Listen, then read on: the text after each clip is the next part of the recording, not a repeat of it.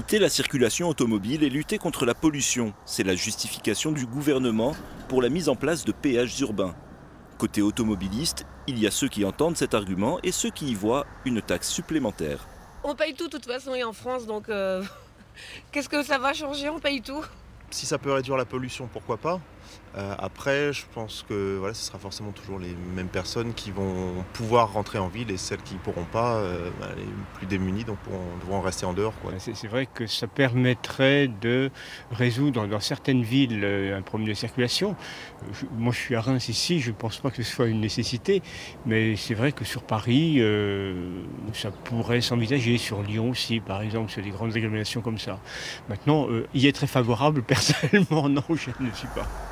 Des tarifs compris entre 2,50 € et 5 € pour les plus grandes villes, payables via un système de téléservice. Une mesure prévue pour les agglomérations de plus de 100 000 habitants. Dans la région, seuls Troyes et Reims sont concernés. À Reims, le maire l'assure, la mise en place d'un péage urbain n'est pas d'actualité. Mettre un péage urbain à Reims, c'est la mort d'un centre-ville et la mort, au-delà du centre-ville, de certains quartiers, de certains faubourgs. Par contre, suite à la volonté de la ville de Reims, nous avons signé la semaine dernière avec l'État le pacte concernant les zones de faible émission dans le cadre de la protection de l'air. Et à partir de là, nous travaillons sur la voie Jean-Tétinger, notamment pour éviter le passage des camions en transit.